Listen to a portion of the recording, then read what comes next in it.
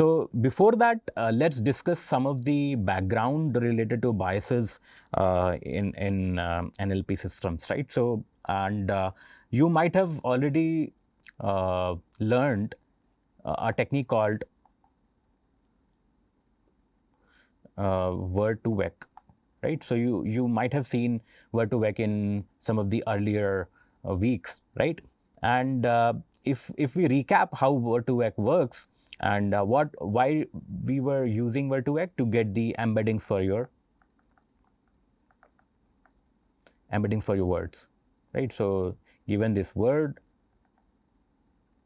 you will get embedding of it, and once you get the embedding, this embedding will be representative representation of your word itself, right? And you can use it for learning, you can use it for comparison, you can use for many things, right? So clustering, classification, and whatnot, right? So let me recap very quickly what is word to vec. So what we used to do in word to vec, given a running sentence, and the running sentence could be anything. My name is Rohan, and I live in India, right? So this is a running sentence, like the full paragraph is there. So they utilize, if you remember correctly, there was something, a concept called SSL, self-supervised learning. So the kind of concept is very similar in word to vec also. What we did, we take, let's say, span of words, let's say these words only. So I live in India. What we do, we choose a target word. So let's say this is my target word. So given this given this neighboring words in this particular window, and that's window size should be there. So let's say window size is k. For this window size k, the neighboring words for these target words are given, and we need to predict the probability of this neighboring word, this target word, given these neighboring words, right? So that's what you used to do, right? So what we had done, we used to create live with and this is a positive sample,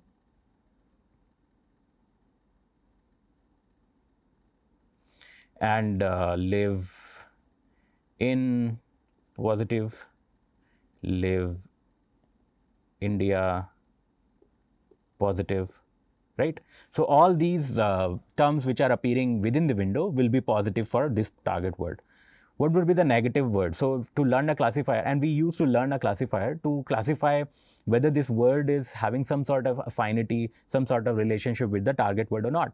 So the affinity with live and live and I, live and in, live in India will be there, will be positive because they are part of the same window. And for the negative examples, what did we do? Live plus randomly select one word, could be home. Then randomly select some other word, could be city, and so on, right? So these will be treated as negative samples, right? So, and you have twice negative samples as number of positive samples, right? So you have twice the positive samples, number of negative samples are twice the positive samples. And what you do then, you learn a classifier and with the cross entropy loss and so on. And what you do, you maintain two embeddings for each of the words. So for live word as a target, so this was my target word and this was the context word, right? So as a target and at the context, for all the words you have these two embeddings, and when you learn the classifier, these embeddings will also be trained. So these embeddings will also be trained. And for this word, once the classifier is learned, for all the words, how to get the vector representation or the embeddings of the words, you just add these two embeddings. You can also concatenate it, but typically they add it, right? So you can add the target embedding, add the context embedding, and you get a resultant embedding for the word, right? That's what you do, right? So this was the recap of word to vec, how word to works, right? So this was the overall picture of how word-to-vec works, right? Now we'll see some of the properties of word-to-vec, and then we'll discuss the biases or cultural bias or gender bias in word-to-vec embeddings, right? So there is something called analogical relations, and what do we mean by that? We draw a parallelogram. This is called a parallelogram model, and which says that given a word embedding apple, and you draw and there is a embedding called tree. So what is apple to tree? If you draw a vector and you have another embedding grape, and you draw a parallel to this, so you will get the embedding of similar relationship between them. So apple to tree is grape to wine, right? So this kind of relationship you will get, right? Okay, so more interestingly, if you see the example, what we can do with these embeddings. So given the embedding of king, which is written here, minus the embedding of man. So what we'll get, first of all, without adding the embedding of woman. So what we'll get? What do we mean by this king minus man? So this embedding, what is the meaning of, what is the kind of significance of this man embedding, man vector? So man vector is having a characteristic of property of manhood or masculinity, right? So that's thing. But king is having royalty, royal property or royal characteristic, but also man characteristic, right? So it is a combination of royalty with man, right? And if you subtract the manhood or man property from the king, and king is the combination of royal plus man, then what you will end up getting is only royalty, right? So this vector, the resultant vector, let's say we call it king bar or king dash. It could be king dash, right? So this king dash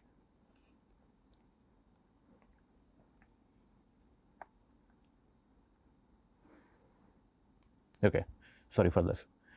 So for this king dash, what we'll have, this vector will be having just the property of royalness, right? Now we add the vector of woman, right? The vector of woman, then the kind of a womanhood will be added to the royalty, and that will become queen, right? So you can see these vectors are super powerful when it comes to capturing the notions of different meanings and context and whatnot, right? In this example, you can see the Paris is the city plus the capital. So it is, or also have, let's say, whose capital. So let's say country also. So it might contain some information about what is the country. So let's say it's France. And if you remove this France thing with the Paris and you add Italy, so this is this expression only, Paris minus France, will give you the kind of characteristic or the vector for capital. And then you add Italy, which is the characteristic of country. So capital plus country will be Rome. So you will get the resultant vector as Rome, right?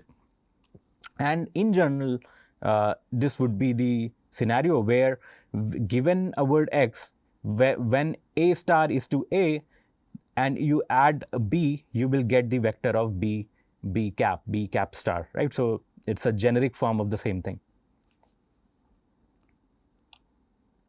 Okay, so another experiment which is done to try out and find what word-to-vec embeddings can also capture. So what they have done, they ran the word-to-vec method for whole Google books, and specifically from 1850 to 1990, and it contained 30 million books, right?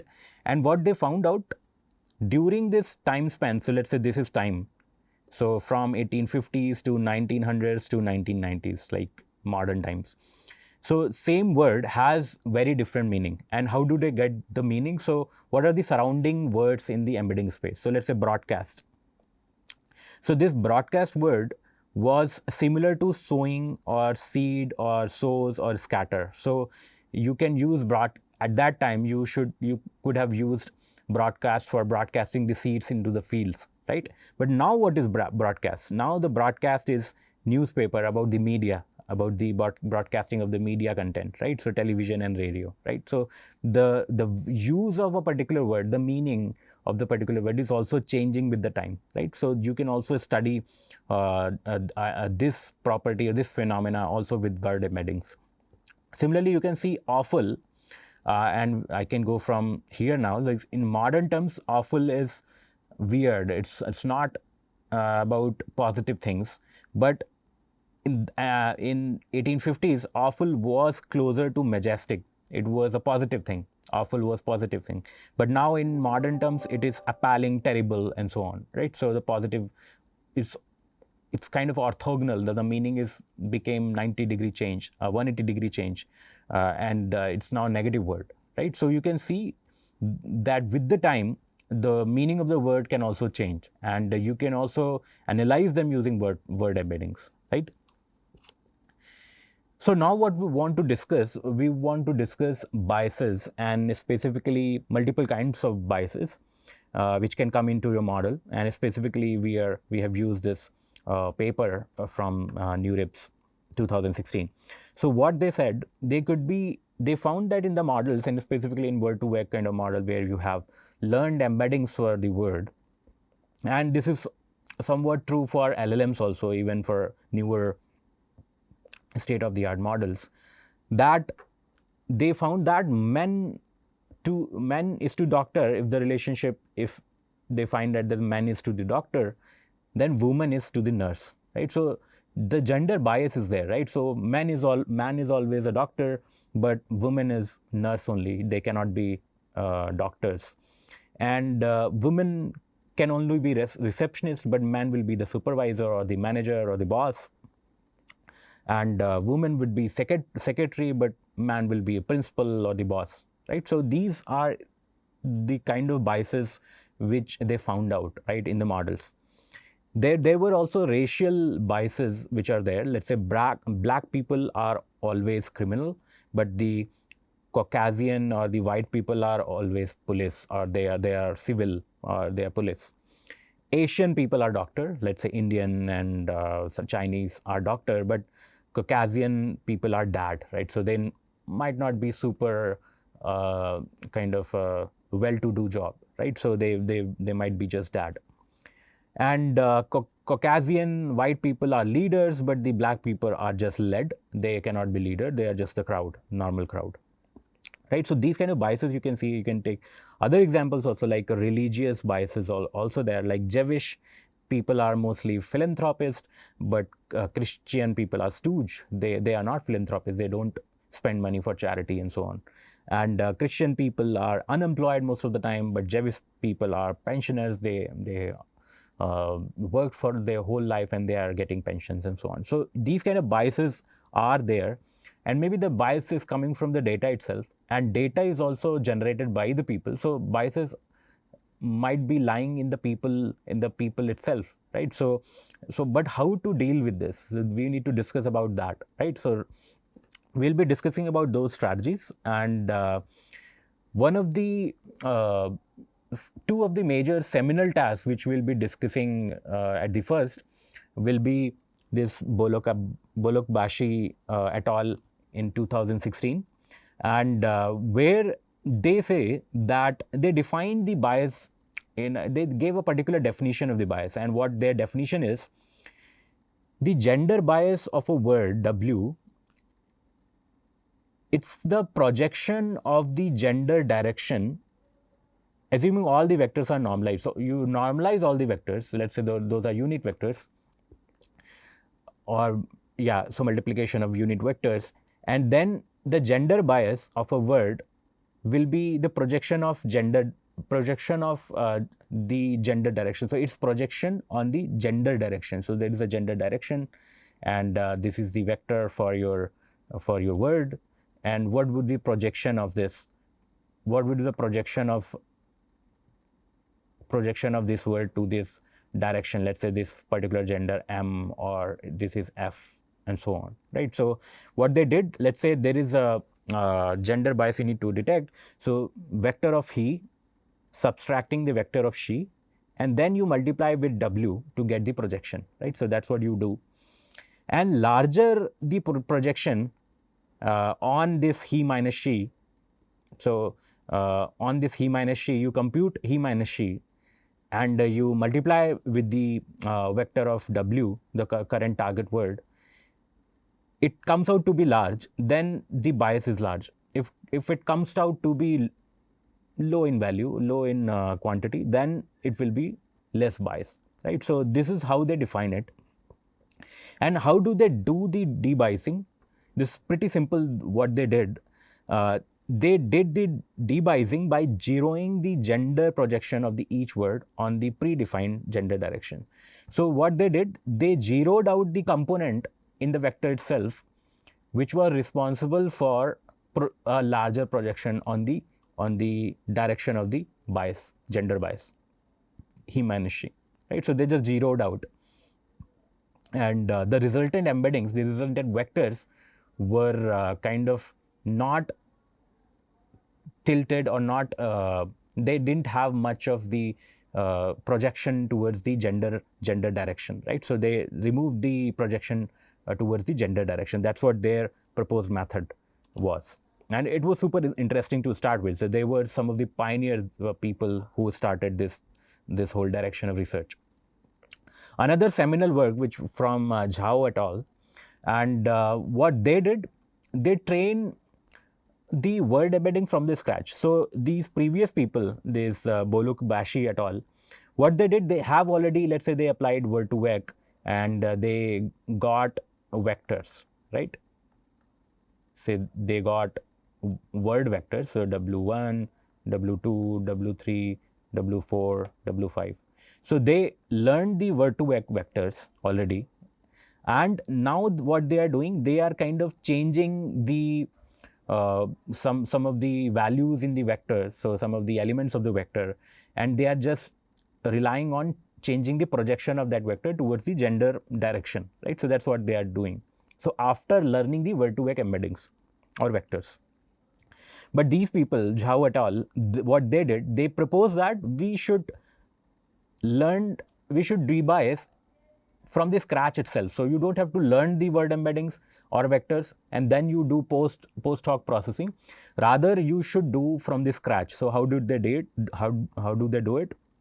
They propose a loss, a particular loss, and in the glove model. So you know the glove embedding now, right? So after word to vec, there's glove and Elmo and whatnot, right? So what they did after, so they propose a loss for the glove model, and what was aiming to concentrate most of the gender information in the last coordinate of the each vector. So let's say we have these vectors,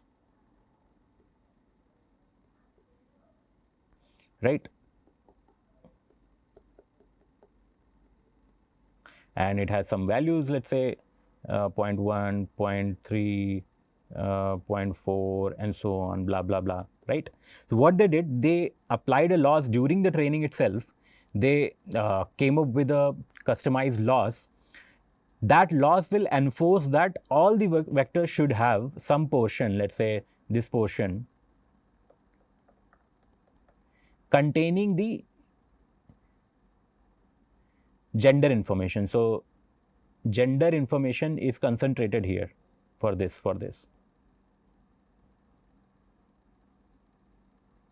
Right. So this could be the vector for, let's say, doctor. This could be vector for nurse, and this could be vector for manager. And let's say doctor, as we have already seen in word to vec, if you train from like using some sort of Google books or anything, what you learn that doctors are mostly men, right? So there is some gender information associated with each word. So maybe nurse with women, or manager could be man, right? So this information is already there somewhere encoded, right? So what they did, based on a particular loss, they enforce that each vector should contain this gender information towards the end part. And now what they did, they zeroed out these parts. So they made them 0. Right. So they make them 0 so that now the vector is not containing the gender information. So now it became neutral word, not became a neutral vector, right? So this represents the neutral gender words, and now you can use these words, and these are the neutral gender words. That's what their proposed method is. And on top of that, when these two work came, and they became super famous, and people started using them. So there is another set of people, Gonen et al. In 2019, they published a report or published a paper which claims that the bias is much more profound and systematic. Simply reducing the projection of the words on the gender direction is insufficient, not sufficient, right? So you just reducing this projection, but the bias is not that simple, right? So bias is kind of amalgamated in the other value cells also, and which is not gone, right? Which is already there. And just to prove that, they also claim that is still the bias is still reflected in similarities between gender neutral words, right? Let's say math and delicate. So just to prove that, they visualize it. So let's say this is the original data set, right? And here let's say this represents the vectors which is corresponding to males, and this maybe females and so on. They debiased it. Even then they are clustered together, right? So there's not much change. You can see some of the changes because of this, maybe based on the Zhao's method of concentrating gender information towards the end and zeroing them out, or maybe the other method where just reducing the projection. So some kind of improvement is there, but you can see the cluster, right? So clusters are still there. So the bias information, the gender information is playing the role even now, right? And you can, and this is for the reducing the projection model, and this is for zeroing out model, right? So you kind of reduce, you propose a loss, and then based on that loss enforces the vectors to store the gender information towards the end, right? So that model. And you can even see here the clusters are there. Some improvement is there, but the clusters are still visible, right? So some parts of clusters are there. And when they tried, what they did here, when you want to categorize into genders, let's say given a word, what it should be, male or female, the accuracy is 100% from the original set. So it's a very curated data set, right? So intended data set which is having lots of bias, right? So bias is there. With the debiasing, after debiasing also, they were able to reproduce 92.5%, right? So still the bias is there, right? So only reduction of 7.5% is there, right? And on top of that, the Zhao's method, they found out that they could recover only 85 points. So it's better than the previous method, but again 85.5% of the cases they were able to identify the gender just based on the words, right? So it turns out that these methods are not sufficient when it comes to debiasing. Right. So another problem, and we had discussed briefly about this, bias amplification, right? So you have some bias in the data to start with. So your data set contains some X% of bias. You apply the model, right? So you learn a large language model, you learn a classifier using LSTM or something. Now the resultant output, let's say you got an output, and this output altogether contains bias as Y%, and Y is greater than X. So biases got amplified, right? So bias got amplified, and just to show that here, so in this work, Zhao et al. They conducted an experiment where they wanted to use this visual, they wanted to find out the role labeling, right? So visual role labeling kind of task, where you were given with the image, and you need to fill this information, whether the agent is a woman or not. So this information is there, right? So in this image, who is cooking? So woman is cooking, and what she is cooking, pasta, and what kind of heat arrangement is there, stove, and blah blah blah. And in other images also, woman is cooking, and in some of the samples, the man they are cooking, right? So here the probability is right. So probability is the prediction is not correct, but that was the task, right? So visual role labeling. So who is cooking, right? So let's say man is cooking or a woman is cooking, right? What they did, they had 33% of images having man as agent, right? So in rest of the 67% of the images, women were cooking the food, and in only 30% of the cases, men were cooking the food, right? So there was clear imbalance. So data was the representation was not good, right? So it was more biased towards biased towards women for cooking, right? So 67% of women versus 33% of men were cooking the food. When they learned a model to identify for a test set, given an image, can you find whether it's a woman or man who is cooking? They found out that now the ratio falls to 16% for the man, right? So now only 16% of the time in the test set, model was predicting man, but rest of the 84% of the time, model was predicting that it should be woman, right? So that's why it's incorrectly predict that it should be a woman, right? So the bias got amplified. So there was a bias in the data set, 33% versus 67. Now it became 16 versus 84, right? So the amplification of the bias is there. So how do they tackle it? I don't want to go into the details of this method, but what is the idea? So the idea is they have this gender ratio, and they wanted this gender ratio. So this is before and this is after. So what they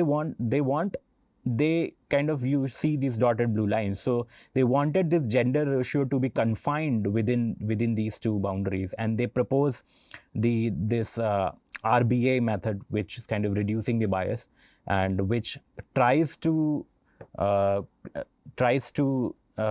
kind of confine the gender ratio within these two boundaries, right? So that's the overall idea of their work, right? So next set of experiment from another paper from David and Tommy Yakola in 2030, which is pretty interesting what they are trying to do here. So this is a explainability methods. We had covered explainability methods and models in last week itself. So you might relate well now, right? So this is a machine translation task, right? So given the English sentence, you need to translate it into French, right? Now we'll see how bias plays the role here. So this dancer is very charming. This is the English sentence, and the task is to convert it into French, right? And what model did, model converted into "C'était danseuse est très charmante," right? So it converted into French. But the problem here is, in the English sentence, we did not mention the gender of the dancer. So we just said this dancer is very charming, right? So we did not say this dancer who is woman is very charming, this dancer who is a man is very charming, right? But model, what it did, because in French you need to have, so this dancer will have different word if you are a man, or it will be a different word altogether if you are a woman, right? So what they did, the model did, it assumed that the dancer is woman,